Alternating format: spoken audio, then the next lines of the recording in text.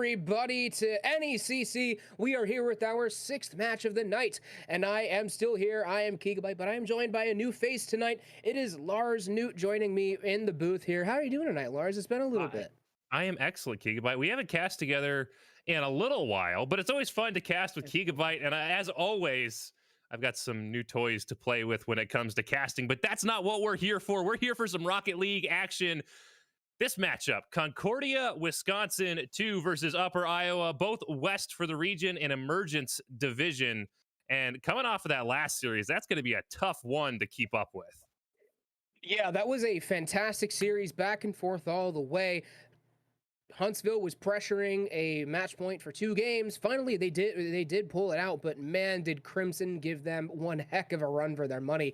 But as we were saying, though, this one is it's going to be especially hard to follow up, as neither one of these two teams are doing particularly well at this point. Concordia, Wisconsin, too, they are currently at an 0-6 record. They've had a couple of Game 5 losses and then a couple of sweeps as well. So they are not in a good position. You absolutely know they're going to want to get a win out of this one. On the side of Upper Iowa, though, they're a little bit healthier at a 3-2 record, or 3-2 record, having a bye in week 3. So you know they're going to want to be putting themselves in a good position to potentially make that playoff bracket. Yeah, both of these are going to be very important games for both of these teams. Concordia, Wisconsin, like you said, looking for their first win of the season. They really got to pick up a win here to get some momentum going into the late season. Upper Iowa, on the other hand, looking to extend that record above 500. Currently sitting, what is that, 0.6 for a win-loss ratio. They could get that just a little bit higher. And the flip side, if they lose, it puts them right on that 50-50 line, and it kind of has them teetering on the edge for playoffs. Yeah, and this is gonna be one of those where if they win, they're going to put themselves in a really good position, but not guarantee it. But if we see Upper Iowa lose this, they are going to have a severe hole to dig themselves out of. 3-3, 50%. That's really borderline, especially in a league like this.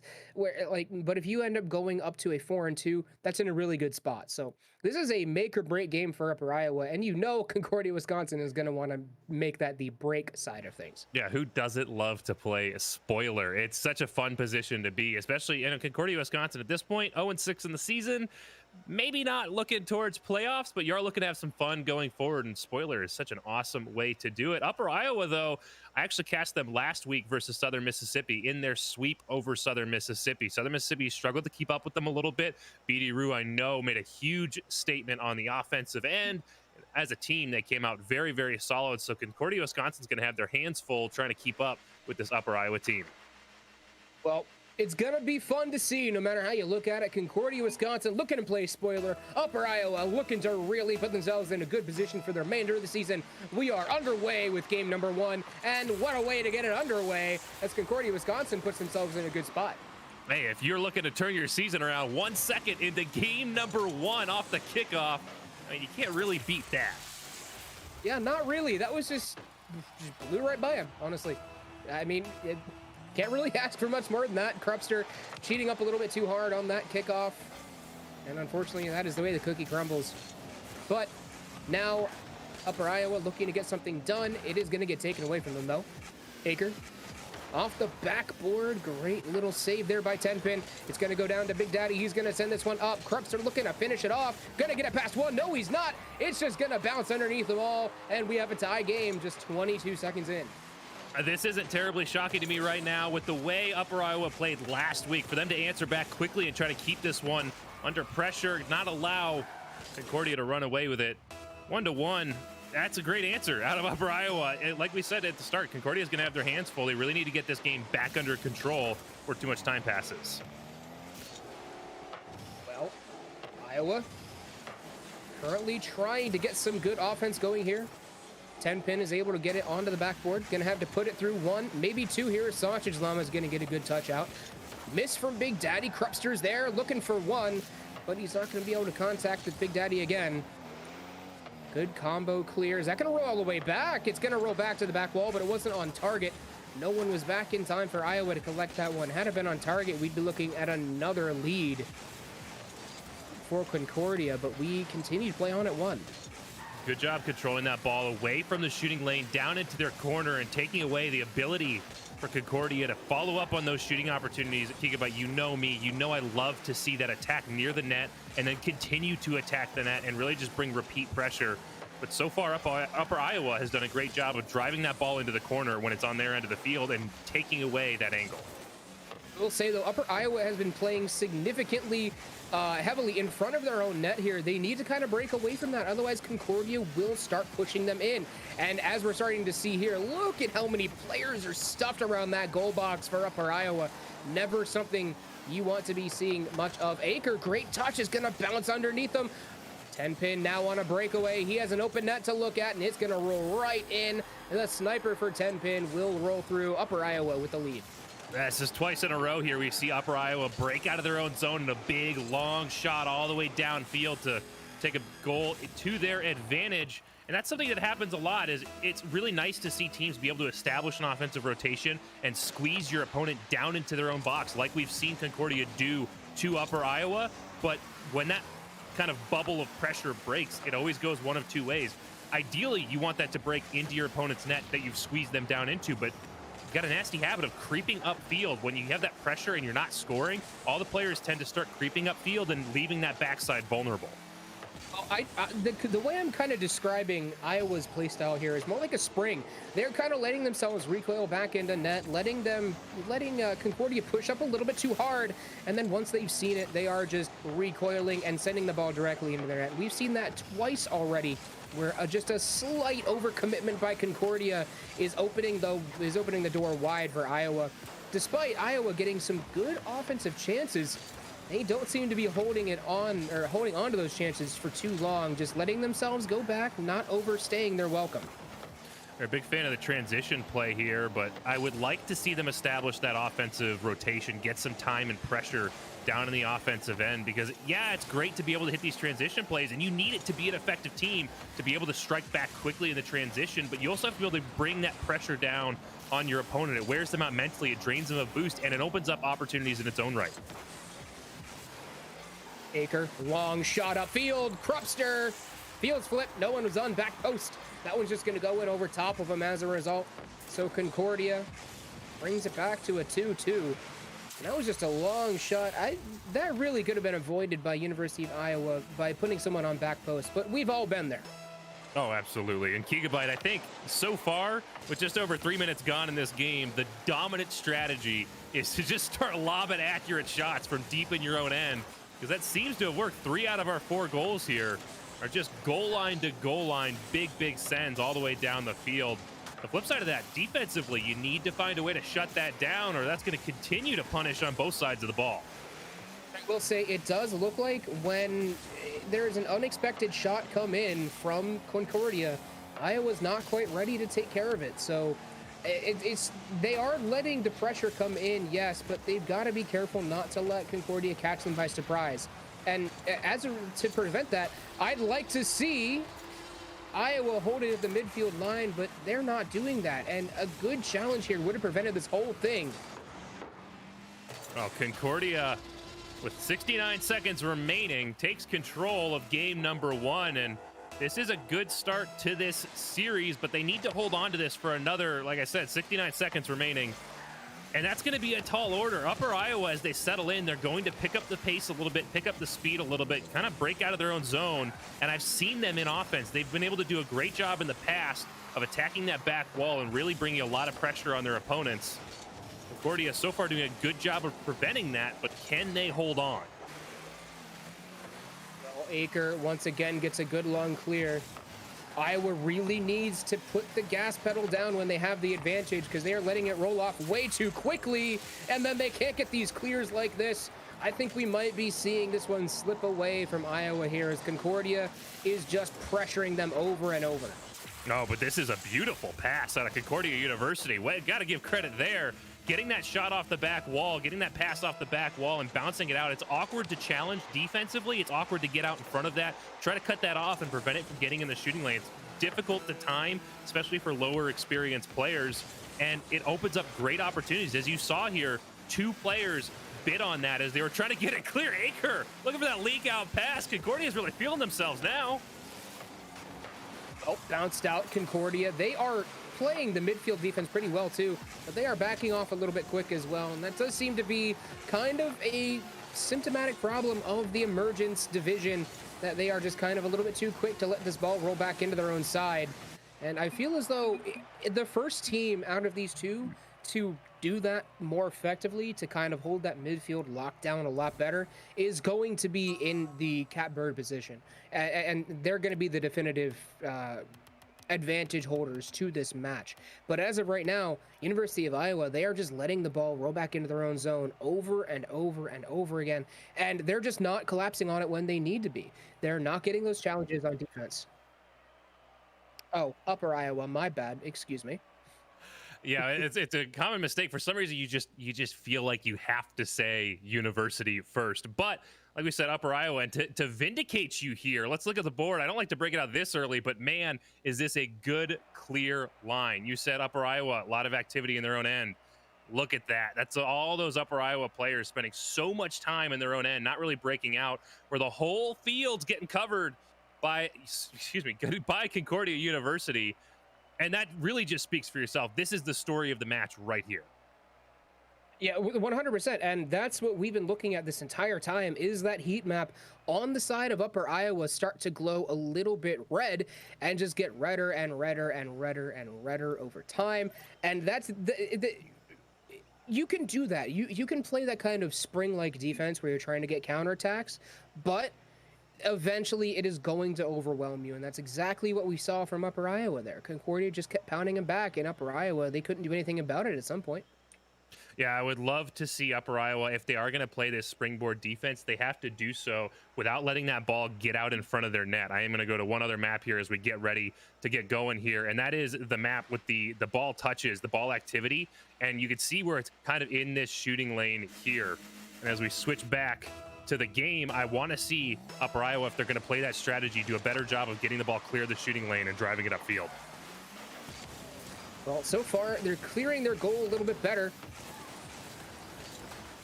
as they do get a little bit of an offensive pressure here, but now they're just going to let it roll back again. But there we go. Big Daddy Roo does get a 50 at the midfield line.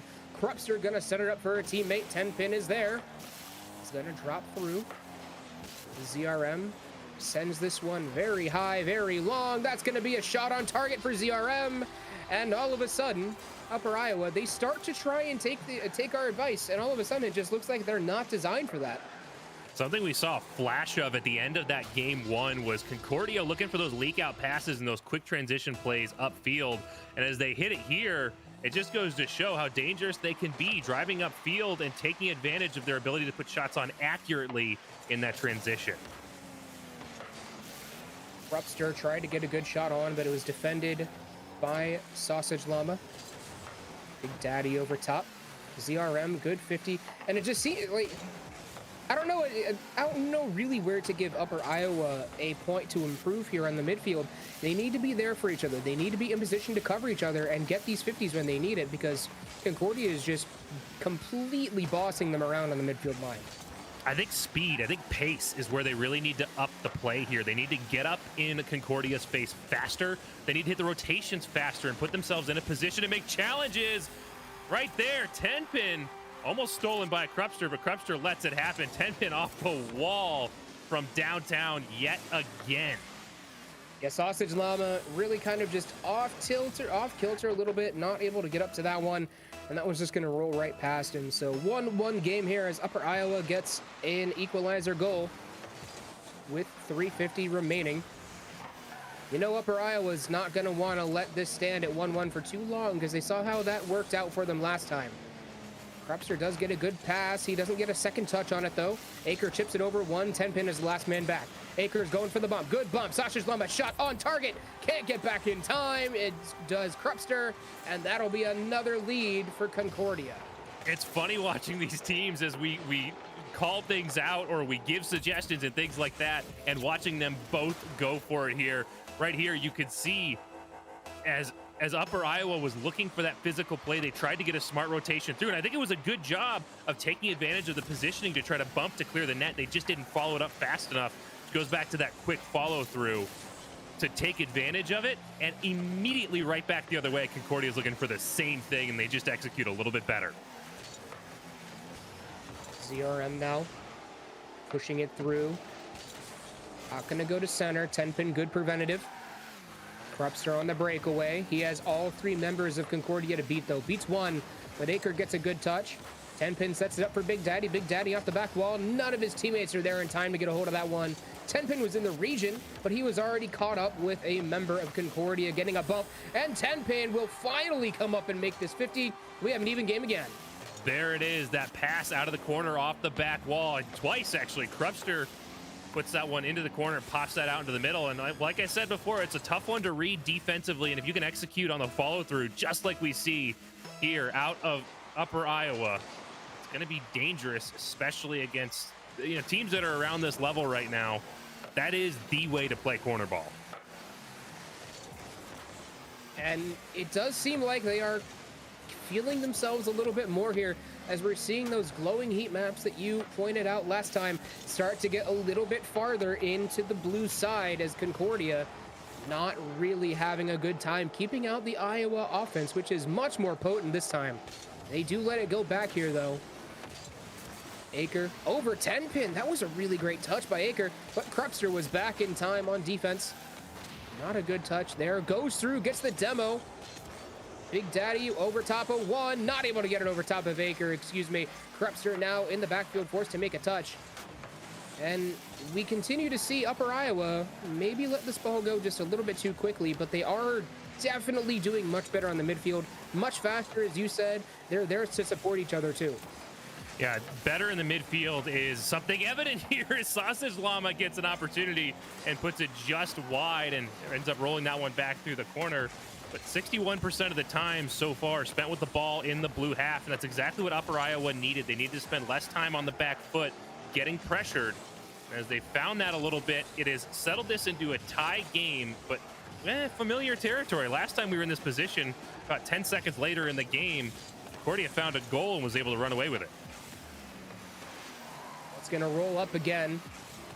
Aker, no touch, gets it past another one. Sausage Llama, last one back, does get the touch onto the wall. But Krupster is there to put the pass on target. 10-pin, trying to put a shot on target. Bouncer, double commit. No one's going to be there to take advantage. Big Daddy gets a big miss there, unfortunately. And that will put Upper Iowa in a bad spot, as it's going to get returned by Concordia. But no one is going to be there in time to put the ball through to the back of the net. Do see the players bunching up a little bit in the defensive end for Upper Iowa. They're still struggling to find a way to set a good defensive rotation to get some space between each other, take advantage of any space that they have, get a rotation, pick up some boost, and find some opportunities to make plays. Balancing out to mid for Iowa. Krupster from the midfield line. Puts it through top right corner. No one was ready for that one from Concordia. And these surprise shots from the midfield line, when we've seen Iowa execute them, they have been effective. Because Concordia is not ready for a shot from that far away. No, I think they're looking for those plays to be up close, and as the ball heads out towards the midfield, start to relax a little bit, start to think about where can I get some boost, how can I position to make this attack upfield. When that ball all of a sudden is sailing back towards your net, maybe not so focused as you need to be able to make a play on it. A big pair of demos from Aker to really clean out Upper Iowa's net, but they don't have the follow-through to put a shot on as the last few seconds trickle off the clock. It looks like Upper Iowa is going to even the scoreline here in the series. And I believe they are, as potentially an own goal attempt by ZRW. Oh, no. One way or another, it's going to be Upper Iowa. Like you said, this has just been a battle of who can get to the ball faster at the midfield. And game one, we saw Concordia do it significantly better.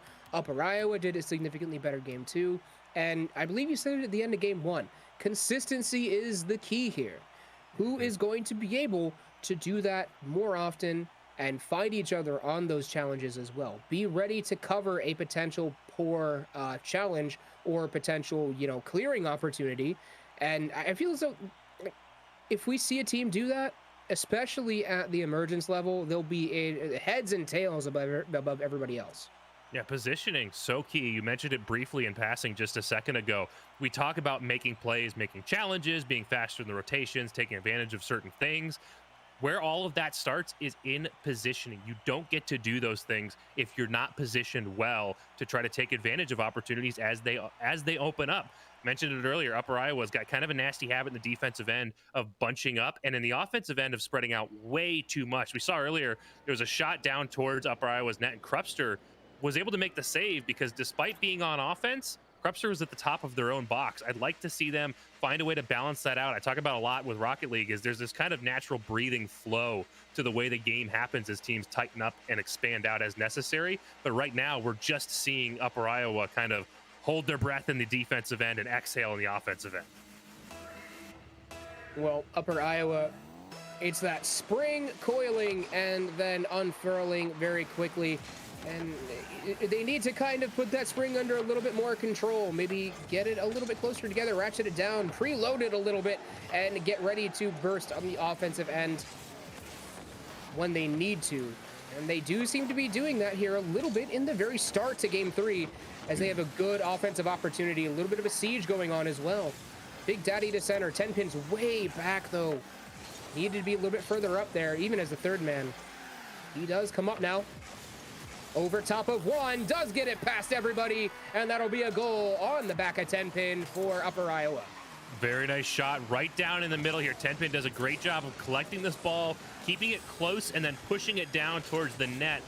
It's a nice solo play, and that's when you are making those solo plays, being out to get in front of the net and open up your angles and open up your shooting choices and opportunities. It's so critical, and you can see right here why that is. Well, now Sausage Llama can finally get it clear. Is that an own goal? Yep. That's an own goal, all right. Oof. Feels bad, man. Sausage Llama just takes it back, puts it in. Off of the poor touch by Big Daddy Roo. So now, off of a very unfortunate mistake, Upper Iowa once again finds themselves in a 1-1 scoreline. And that does seem to be a little bit of a consistent theme here. Unfortunate mistakes leading to unfortunate goals. Ooh, a little bit of a team bump there. Goomba Stomp not allowing that one through, and I apologize. A little bit of audio issue on my end, leaving Gigabyte hanging here. But, dude, no. Listen, man. It wouldn't be a cast with me if one of us didn't have audio problems. Finally. Llama's able to break the tension on that one. But, yeah, audio problems are just kind of a thing with me, so, yeah. I can relate. I can absolutely relate. But speaking of relating, I can relate to this touch off the back wall, and it's a couple of things we've asked Upper Iowa to do that they're attempting, and it's now burned them twice. And I want to stress, the advice is still solid. It's the execution that's failing a little bit here. We asked them to challenge these balls a little quicker and get them out of the shooting lane. Big Daddy Roo tried to challenge and send it back downfield, ends up redirecting into their own net. And then 10 pin here, trying to make that challenge on the back wall to take away that ability for that quick follow-up shot. It's exactly the right play. Unfortunately, they just dump it down into the shooting lane instead of getting it across. And Concordia does a great job of capitalizing on that. We've seen Upper Iowa really lean into that left corner on the blue side, but 10 pin from nowhere. Man, it's just, this Game 3 is a battle of the solo plays as Sausage Llama and 10 pin kind of putting their teams on their back a little bit here in the first half of this game. 2-2 now, both of them with all the goals. They're creatures of opportunity, looking to take advantage of defensive miscues, almost taking advantage of that kickoff. But Big Daddy Roo is able to take it away and drive that one through the corner. And as Concordia continues this contain, they're finally starting to set up some offensive plays and not just take advantage of opportunities that were given to them. And that's going to be dangerous going forward if Upper Iowa can't find a way to shut it down. Well, it's going to dribble back into the Upper Iowa side. No one was there. They needed to be there a little bit faster than that one. You can't let it roll back into your own goalie box like that. ZRM, that's not a great touch. Would have worked had it been a little bit earlier on the flip. 10 pin, that's a nice shot off the backboard, but he kind of messes up Big Daddy Root, who was coming up for that one. Krupster not able to get that touch. Llama is on target with that one. He's gonna kind of mess up his teammate a little bit. And 10 pin and Llama just kind of going at it here. Oh no! The miss from ZRM. Oh boy, the symmetry in these teams is wonderful to watch, but unfortunately for ZRM, they can't get symmetrical with that ball. It bounces over the top of them. I think a little bit of a fields flip as they tried to get up to it. And that gives 10 pin, I believe that was a hat trick on 10 pin's side. Tenpin's just having a career game. He's doing well here. He's even going to get a fourth one, maybe? No, ends up pulling it just a little bit too far to the left. So Aker is able to catch up to that one. Maybe potentially look for a right side shot on the next one. But now we have ZRM trying to get over to Aker. Whoa, the pre-flip almost worked for him. That would have been a disgusting shot, especially for this level. Tenpin does get a good 50 at the midfield, and he does seem to be providing a lot of the offensive, just everything, honestly, for Upper Iowa right now. And his teammates just kind of seem to be okay with it. They're playing more support, defense, trying to get clears, trying to set up plays. And Tenpin's going to try and set up Krupster, by the way. Not a good save on the Concordia University side of things. It's just Tenpin. Yeah, Tenpin, I believe it comes on the back of what we talked about earlier, that positioning aspect of the game. Tenpin has done an excellent job of finding the spots. Speaking of finding spots, Sausage Llama all the way to that back post, and again, just inside 90 seconds, we are tied up between these two teams. Well, Krupster, my man, I've said it to pros, I'll say it to you too. Back post. Back post is where you need to be defending that one from. But now we have Sausage Llama and Tenpin both at hat tricks, and we have a 3-3 game. I will say, Concordia does seem to be providing a little bit better support for their two strikers here, as we have yet to see Upper Iowa break 100 points. Now, scoreboard doesn't mean everything, but it does seem like the Upper Iowa attackers, at least to set things up, and even on the defensive side of things, have been a little bit absent here in this game. Yeah, like you mentioned earlier, we're happy to let Tenpin carry all of the glory, but I would like to see them even up this contribution a little bit. I understand when you have one player that's scoring all the goals, there's another one gifted from Concordia University. We'll have to come back to that. Yeah, I think this was actually an own goal. I think it was off, but it was close. Might have posted out, but I don't think so. They had to make a play regardless. Yeah, unfortunately, just help. When it comes to own goals, I prefer to give them the benefit of the doubt anyway, so we will give that one to Llama. You had to make a play there, and it might have been in for all you know. In fact, was probably like 75 to 80% of the way in. Yeah, now, even if it wasn't going to post in, it was going to post right out in front of the net and allow that quick follow-up that we know that Upper Iowa is going to be trying to bring in that one, especially with Tenpin, which goes back to what we were talking about earlier. Tenpin, again, if you are on Tenpin's team now, yeah, it's great to let them score all the goals. I have no problem with that, and I try not to give too much credence to the score, just like you said earlier. But not having 100 points until late in this game, if you're being active and you're being physical, you're making good plays in the defensive end, you're going to find 100 points fairly quickly, even if you're not making glory plays, you're not getting big saves, or you're not getting shots on net. You can get those clears and those center balls that add up so quickly, and we're just not seeing that out of Upper Iowa right now. Not to discredit the fact that they do find a way to win anyways. Yeah, I mean, not to discredit the fact that Tenpin was just, it was all him that game, but at the same time, it feels though he might have been maybe gifted a couple there on the side of Concordia, not counting that potential own goal from Sausage Llama. But no matter how you look at it, like you said, if you are being an active player in the game, you will get up to that 100 score line at the very least before halftime, right? Like if you are actively participating in playmaking, it's going to happen one way or another. It's just how the game's designed. So I hate those people who go scoreboard in every single ranked match, but there is a certain level of truth to it. And I want to see Upper Iowa's back to players that they aren't really putting all of the glory onto. I want to see them come up, and if they're not going to score, start setting up those plays. Look for bumps, look for demos, boost steals, anything that you can do to facilitate your big scorer in that case. Absolutely. Going forward, that tells me this is Upper Iowa's series to lose. They've managed to put this into a match point scenario over top of Concordia University. They managed to control that last game despite being, in some ways, a 3v1. If they can find a way to get everybody active, get cohesive on the field, Tenpin right off the bat getting physical, they're going to be very dangerous to Concordia University. Concordia on the other side, trying to make their first attack here, needs to find a way to strike quick and strike hard. Tenpin, very speedy for an emergent too. He's very quick on these 50s. He's beating everybody out. Sets up Krupster, who's just gonna chip this one in. Like I said, speedy on the 50s. As I say it, Tenpin shall make it done. Look at that. The other thing they do here is they bait out the entire defense. There was nobody home because they see Tenpin with that ball coming downfield. And they're just throwing themselves at him, trying to take it away.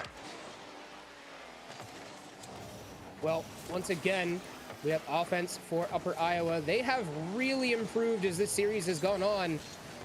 Maybe relying a little bit on Tenpin too much, maybe not. It doesn't matter. Either way you look at it, they have really kind of been pushing this Concordia University squad back into their own zone very effectively, controlling that midfield line, and even on defense, getting these clears efficiently. Just like we see Krupster do here, and Tenpin will look for that read. What a touch for this level. That was a gorgeous read by Tenpin. What a touch for any level. That soft read off the wall here, and just a nicely timed, well set up. You saw how early Tenpin was in the air. They were well up long before that ball even got to the wall, let alone bounced off it. Just perfectly down onto the net. Great read by Tenpin as they pick up a big save here. Again, if Upper Iowa takes this, Tenpin's your MVP. Easy. Oh yeah, 100%. Now, Concordia, they will try and get stuff done, but they have Tenpin in the net. It's going to be difficult. He doesn't jump on that one, though. Maybe a little bit of hesitation from Tenpin there, but either way, that's a good touch from Aker. Ooh, good little flippy in the air there to kind of throw Tenpin off guard a little bit, too. So Concordia is going to get one back here, 3:43 remaining, and they're only down by one, so still plenty of time left. We've seen these teams get even again and again and again, and we've seen it work out for Concordia. You cannot write them off yet. I think Tenpin had done just that. I don't think they expected Aker to be able to make that touch, negative angle back towards the net, and it just kind of allowed that shot to come down. They were caught with their feet flat on the floor. Now Concordia looking to push her down. What's that one just wide? Aker accurate sometimes and sometimes not. It's that consistency issue coming back to bite him a little bit. Krupster does bite on that second touch, potentially. Sausage Llama looking for a shot. Big Daddy Rue is not able to get there. The demo bump play, whatever you want to call it from Aker, the disruption, that was really the big key to that play. Forces Big Daddy Rue to jump early. Credit to Big Daddy Rue, though, to recognize and got very, very close to recovering on that one. Did everything they could. Unfortunately for them, they just don't get back to it enough. That bump sent them high enough that that side flip wouldn't bring them back down. As we're tied, coming up on halftime here, this has been very typical of this series to see these teams very even until just the last minute or so when one team really takes control. Tenpin jumps on this one. Might have cut rotation a little bit there. Maybe Big Daddy thought he had a touch on this one. It's going to go up to Krupster. This is good sign, though, from Upper Iowa. They are looking for those passes to clears. That's always something that you'd like to see at the early levels when they are kind of just trying to, you know, figure out exactly the most efficient way to turn defense into offense. And that's what I'm liking to see from Upper Iowa here. Yeah, it shows high intelligence, but DRM with high shots into the upper 90 punishes being allowed to have space on the attack here. Big Daddy Rue was looking to control that play into the wall. Unfortunately, puts just too much power on it, pops it back out into the center, and ZRM with a great read is able to punish hard. Over to the side, Krupster is going to take that kickoff pretty quickly. Off the backboard, looking for a touch. Does beat out ZRM, but it was not as slow as he wanted it to be. Big Daddy Rue jumped a little bit early on that one. Had to come back down and didn't exactly control it how they wanted to as a result. Long clear from Concordia. Gets taken out by Tenpin. Has to make another save on it. Big Daddy Rue gets it out to the side. Good touch there. Now Krupster will have control. Down to mid. Sausage Llama got a good clear. Aker is there. Gets it past one. Not past Tenpin, though. No, it does get past Tenpin, but he curls back around on it. Gets a good hook shot to gain control. In the air. This is where he's comfortable. Krupster trying to get the touch. It's going to go off post. One more for Tenpin. Not going to go on target.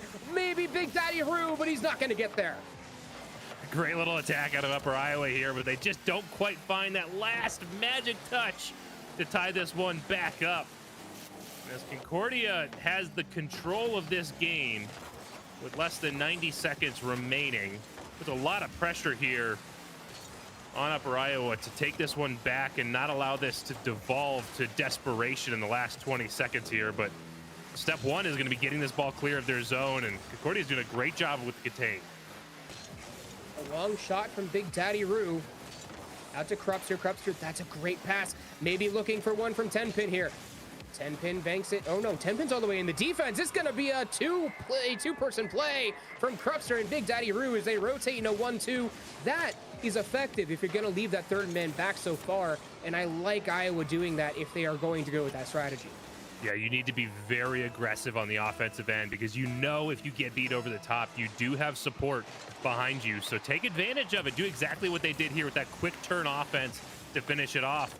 And aided a little bit by Aker. Like we said before, you have to clear the shooting lane. It's not enough to stop the ball from going in the net once. You need to get it clear. Tenpin with a read off the wall gives this lead right back to Upper Iowa.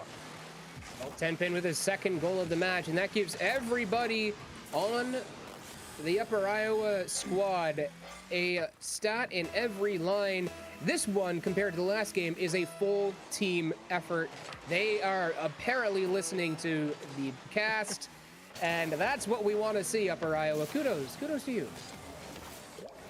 Well, now they're just showing off. Krupster takes another one out of the corner, and Concordia is on the back foot. They need this game to stay alive in the series, but now they only have 24 seconds to get 2 goals on an Upper Iowa team that has not looked any better this entire series. This is their peak performance yet. Oh yeah, right now they're absolutely dominant. Although, ooh, Big Daddy Roo coming back to the goal. Drops it down for Tenpin. Tenpin beats him there. All they need to do is keep this on the blue side now. Aker gonna flick it past one. Krupster has to take this one back and control it. Does lose control a little bit, but that might be enough to get the job done. It will. It's going to be Upper Iowa taking this series in 4. Upper Iowa, so comfortable from the back end of the field. I have to do it. I have to vindicate. I'm sorry. But as Upper Iowa takes their victory in 4 games, that's a decent showing out of Concordia University. They took a game off of a pretty solid Upper Iowa team, and they don't end up in a game 5 loss, and they don't end up sweeping. I think this is a first for Concordia University. Yeah, I believe so. I don't have the stats up in front of me right now. Yeah, it's not a game 5. Yeah, it's not a game 5, and it's not a sweep. So lost in 4. You know, at least you were able to get 1 off of Upper Iowa, and small victories, man. But as for Concordia, it does kind of seem that they have a tendency to rely on one player a little bit too long. They're a little bit slow on the defensive side of things, which is really allowing Upper Iowa to kind of, you know, get their claws in there into the defense and really hold on for the long haul, as we saw from those quick rotations from Krupster and Big Daddy Roo. And they really do seem to be kind of weak against those offenses. But the easy way to do that is maximize your 50-50 efficiency, which means that if you can have one player, 52 people, and keep control of that ball, or at least keep the ball in a position where you can have control, well, golden, chef's kiss right there. Well, I need to give credit where credit's due. Upper Iowa finding a way here at the end. Wow, what have I done? What have I done? What is that box? Upper Iowa. What have you done? at the end, I'm gonna stop trying to draw boxes because apparently I can't.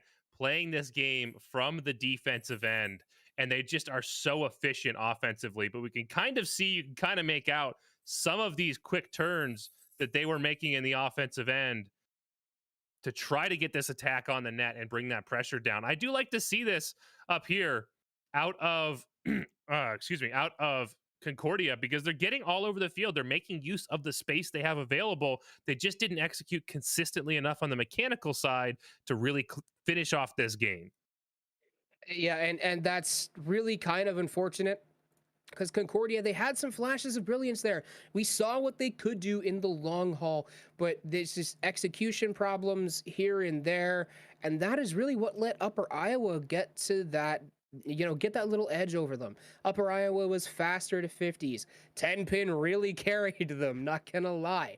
I mean, even when we had all three players in from Upper Iowa, 10-pin was really the difference maker there, the X factor in that match.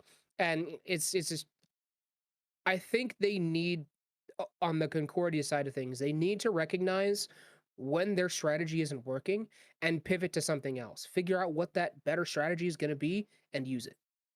Yeah, if they could take some time to maybe look at some different scenarios and look at some different potential offensive and defensive strategies, just like you mentioned, to try to find a way to crack the code. If you feel like you're getting penned in, if you feel like you're getting offense, but you're not scoring goals, or if you're getting beat over the top, you have to be able to have that awareness, that higher level awareness to recognize what's happening and then take the extra step and adapt to it. That's so critical as you move up in the levels to be able to adapt and overcome on top of your teammates.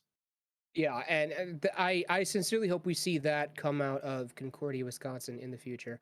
But folks out there watching us, this next match I won't be here for, but Lars, I believe you will. This next match is a real banger coming at you here. Two teams that are 3-2 or 4-2 in the case of one other one coming into this are going to be squaring off in the West Champions Division. Up next, it is Lincoln Land versus Northern Kentucky. I will be departing, so Lars, good luck with that one. And yeah, have a good night, everybody, from me. Stick around for the next match.